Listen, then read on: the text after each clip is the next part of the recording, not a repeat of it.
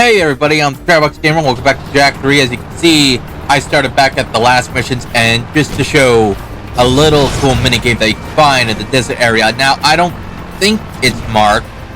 At least I don't think it's marked yet, so actually it might be. It would be weird if it weren't, but there's a cool little minigame that you can find that's like over in this location. Just gotta get past the Marauders first, and yeah, it is marked. Oh well, actually, is it? No, that's a different minigame. Okay, no, it is. It is. I don't know why I thought it didn't. That would have been weird if it didn't. Like, why? What the heck was that? Anyway, it's just like that one mission. And I know we're probably not going to want to be here forever. So, I vote that we skip ahead just slightly. And I don't know what the hell that noise is, but it's kind of annoying. Alright, so we're close to the gold. Turns out that annoying noise was the car in the background. I had to quit and destroy them. So, yeah. You just keep on hitting till you get 1,000 and you get the gold points for it. Again, probably should have saved this for the challenge video, but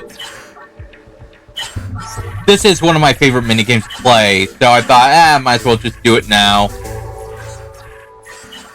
The squares are hard to see in this. Like, the squares are really hard to see. I don't know where to quit. I don't know where to quit. Keep going until I fail, or do I just... I'd probably just call it here. Yeah, fuck it. Again, I kind of wonder... I wonder what is the highest score someone ever gotten. Like, what's the max score you can get on this? Probably something like 9999, like a bunch of 9s.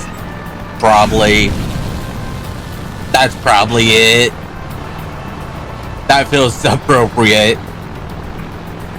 Would I ever try to do that? Probably not. Like, I lose patience with it. Like, you could only miss 5 times. Like, if it gave me more attempts, maybe, but, probably not. I mean, if I had more time to record, maybe I have time to record, I don't know. Huh. This is what, the 7th episode? I'd say 9, 10, 11, 12, 13, 14. I mean, I have some time to actually look into it if people want, but by the time I get an answer, it would be a little late too. Maybe. I'll put it in the maybe, like for a later video.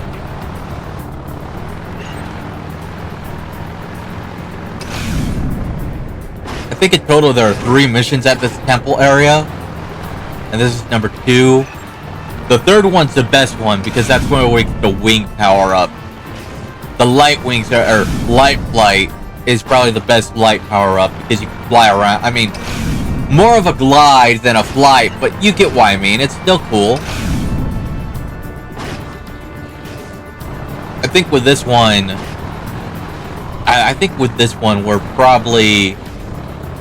we're getting the slow down power up, which is again a cool power up, but I prefer light flight. Like, light flight's fun. Especially if you get that glitch down, like I mentioned a couple episodes back. Like, if you get the glitch down where you use light flight and the shield, you could, like, do it infinitely. No precursors up there. Ow! Okay, I'm good. Again, ball damage is a thing in this game. I keep forgetting that. So let's see. The first challenge had us going up and through there. Can we just go back here? Open sesame. Oh, these things. Get away. Go away. Give me your precursor, or give me your metalhead gem. I need that for challenges later on. Yeah, in this game, the metalhead gems aren't used to power up your dark abilities. They're used for the challenges that you can play for the precursor orbs. So, collect as much as you ass! So collect as much as you can was what I was going to say before I was rudely interrupted.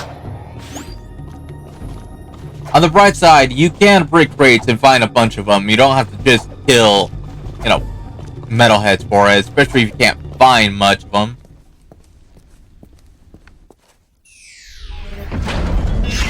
Again, open sesame. That's the ticket. Originally, this video was pretty long. Like, I think the original runtime was 44 minutes. And I thought, I don't want to talk that long. My voice isn't doing too well. I mean, I'm catching a little bit of a illness here, and I'm trying not to cough during my recordings, trying not to make any nasty sounds. I don't know if I have. If I did, sorry. I'm not trying to do it on purpose. I'm hoping I'm catching, like, when I do, and it's not in the recording, but if I have, again, real sorry about that. We do have a good chunk of time in this one. Like I said, originally it was 44 minutes. I kind of cut it in half. I literally put it at 22. I think I spent a lot of time with that one minigame too that I just, like, really cut in half. I remember I wanted to keep it to show the progress, but it's like, it's the same thing over and over. Like, I didn't really feel like commentating for, like, I think it took me 11 minutes to get the gold, and the first attempt was mainly because I had to quit because that noise kept on bothering me. I mean, it was annoying. It was only there for a few seconds, but imagine listening to that for, like, minutes on end. That would have drove me nuts. Like, absolutely nuts. I do like this puzzle in the game. The light and dark eco, right? It's a nice little yin-yang thing that they went for in this game. I think, I remember when I played Lost Frontier, which I know many probably don't like the game, but I remember, like, the first cutscene where you try entering Darkjack mode, and the world just said no, like, it just said, no, you can't enter Darkjack mode in this game. And Kira throwing down, oh, the eco's, like, unstable or some shit like that. I'm like, was that always a thing? Or is that just some bullshit reason why we can't use Darkjack in this game? I want to go with the latter. It was probably some bullshit that, you know, they pulled out of their ass, but I like how they try to give it a reason. Like, okay, yeah, you can enter Darkjack, but no, you can't. I mean, if anything, with Lost Frontier, I like how they brought back the eco. I thought that was kind of nice. Like, you know, be like the Precursors Legacy, like, with the eco stuff. Like, I like that, but at the same time, I just felt like it was a little, you know, a little too different for my taste. And then the final boss, if you, like, if anybody knows, I don't know if anyone cares for spoilers. I don't really think anybody cares. I mean, I'm not spoiling much, so I'll just say it. The final boss, you fight against someone who uses Dark Eco mode. And I'll say it like that. That was kind of cool. Like, honestly, it was a power-up that we used in previous games, so to have it used against me was kind of like, oh. So this is how an NPC feels like whenever I enter Darkjack mode. Neat. We meet again, great warrior, but sadly your coming may be too late. You will soon meet the seed of our downfall. It approaches quickly, and I fear we no longer have the power to resist. Behold the pure power of light. We offer what little we have in this dire moment. Honestly, I do like how the light eco is introduced in this game. Like, I like how you have to go to these guys. Do not fall to your death, Anthony, after you just get the damn powers from the precursors.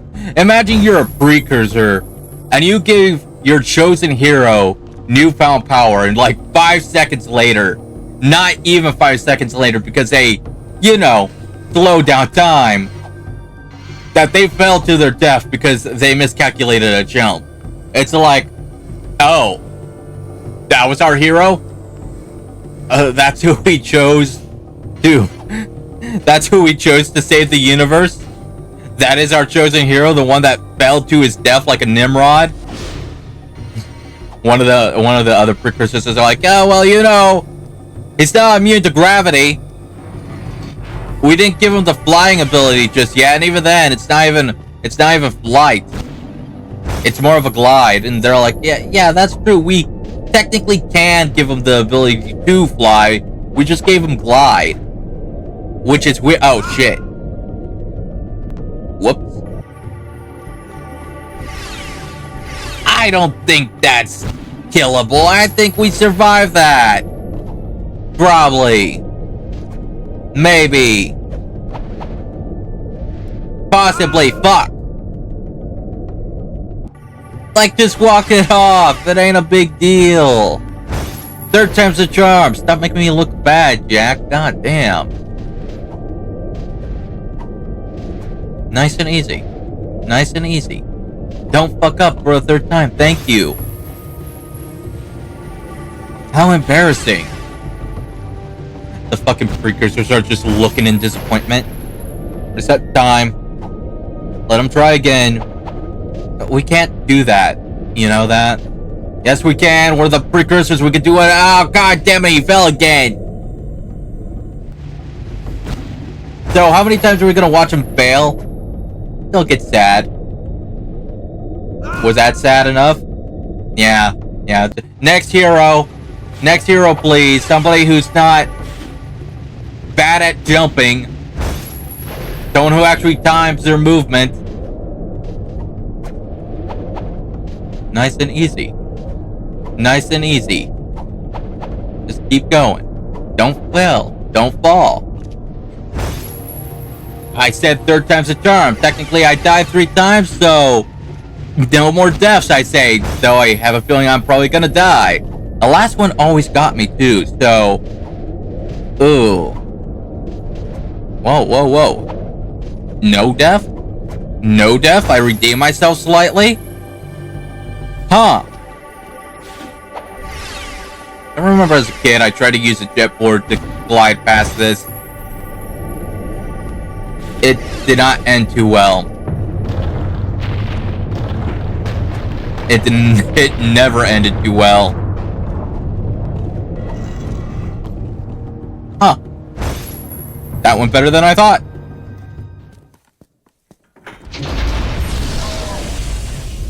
This part, oh god, no, this part. Okay, you know how I said that one mission was like that part of the game that you hate? That was it for me for a while until I got to this part of the game. And this part of the game was the one that I hated. With every fiber of my being. I kid you not, I was stuck here for a good while. It looks just like the catacombs we saw in Haven City. But where do they go? There you are. Ah, I'm so squawking happy I found you. Look, Jack got a seal back, and it opens doors.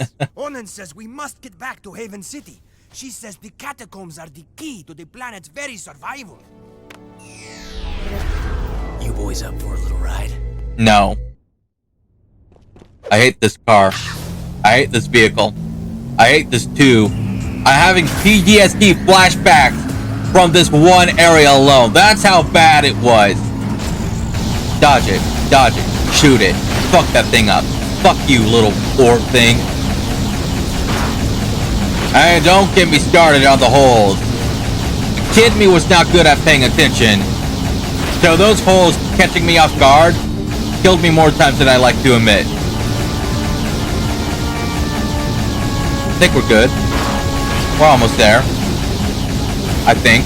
Maybe. I don't know. I don't remember. All I have is bad memories with this place. Very bad memories with this place. We made it. Maybe I'm thinking of the end one. Maybe I'm thinking of the end one that gave me nightmares. That felt too easy. Promise, but your bravery will not protect you from the foes you must soon face.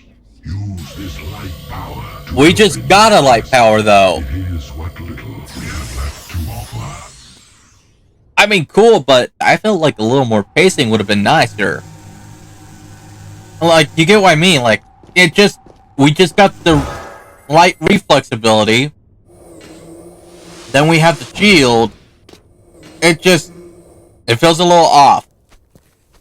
Is all I'm trying to say. Like, you know, between getting power A and power B. Like, for example, we got the regenerative ability a while back, at least a couple episodes back. It felt like good pacing, you know? I mean, I assume they probably were like strapped time or something. I don't know. I think each game came like a year apart each. I mean, you know, starting from Jak 2, because I think Jak 2 was like 2003, this was 2004, and then, you know, Combat Racing was 2005. That's not a long time for, you know, to get the coding right. Sheesh, that Ma guy must have never slept much. I'm going ahead to tell Onan we're back. Watch your tail feathers, Jak. This is a spooky place. I mean, technically there was a 2-year space between Precursors Legacy and 2, so maybe if anything, they focused their efforts on 2 and used 2 as like the base of, you know, assets for 3. And, you know, once they got done with 3, they kind of did the same with Combat Racing. You know, just took away some features. Like, they already had the driving mechanics. They just need to add some things. I'm just saying that a year's not long in game development, especially with, you know, AAA games like Naughty Dog. Like, they usually get, like, very little time to develop shit, I believe. So, to think that they got a game out in a year, that's impressive. That's pretty impressive. So, for the developers who worked on this game, and, you know, any developer that worked on a game and you had, like, a small amount of time to work on it, I just want you to know that we appreciate your, you know, contribution. We appreciate all the hard work. I really love the Jak and Daxter games. I mean, it's kind of a three-way tie with Jak and Daxter, Sly Cooper, and Ratchet and Clank between my favorite platformer adventure type games. So if I pick what would be my favorite first entry between the three, that's a hard one. I want to say Ratchet and Clank for the first game because you get a lot of levels. Like, the music's nice. You get a lot of cool weapons. Then I have to say for second place, probably Jak and Daxter, Precursors Legacy. Mainly because, again, you got that whole adventure thing. And even though the sequels have a tone shift, it doesn't take away the mechanics from the game. Like, you still do this move from the first game, just now you have a gun with it. I'd say Sly 1's probably, like, bottom, only because, like, it was more of an arcade feeling game compared to the sequels. If that makes sense. Like, Sly 1 is very different from the rest of the game series. Like, very different. Now, for my best sequel in the game, that is kind of rough. That is kind of rough. I want to give it to Sly 2 because it's my favorite. But at the same time, like, I have to also point out that Jak 2 was also my favorite. And then with Ratchet and Clank going commando, I liked it because it gave you, like, strafe off. Like, the sequels for these games were pretty damn good. Oh shit. I almost fell to my death like an idiot. But then, you know, we get to the third games. The third games I felt like just kind of wavered a bit. I mean, Sly 3 was good, it didn't feel... I don't know, it doesn't feel as long as Sly 2. Like, you had, like, what, 7 levels? Maybe? I mean, granted, with that being said, you now have the ability to replay episodes and missions without restarting, but it just felt a little fast. And then we have, you know, Ratchet and Clank Up Your Arsenal, which I think... Look, if I were to give the third entry first place to any of them, probably Up Your Arsenal compared to these 3 games. But then past the third games, past the third game is where I, oh god, it kind of goes down. Well, it doesn't go downhill for Ratchet and Clank. I think Ratchet and Clank maintain a good amount of series past the third game mark. I mean, even Jak X Combat Racing, even though I don't like it, I have to say, was a pretty good game. Sly Cooper, they got a different studio doing it. I'm gonna be nice. It's mainly because they had a different studio. Like, the fourth game, I felt like if it was made by the same dudes with the same premise, probably would have, you know, done better. And then, you know, after that, Light doesn't have a fifth game, which I think a lot of fans have been waiting for a while. They ended it on a fucking cliffhanger. Yeah, that's the word. Cliff note. Fucking cliff note. But yeah, no, they ended it on a cliffhanger, which sucked because then it never got brought, like, it never got brought back. Like, damn. Way to kill the mood, guys. Way to celebrate your success a little too early, you know? Ratchet and Clank 5, I think would have been Size Matters, wouldn't it? Hold on. Yeah, Ratchet and Clank's fifth game was Size Matters, which I guess was okay. Like, it didn't feel too off. I haven't played it in a while, but it didn't feel too off, and this is where we're gonna end the episode. So, thanks for watching, everybody. I'll see you next time. Take care. Please like and subscribe, and have a great day.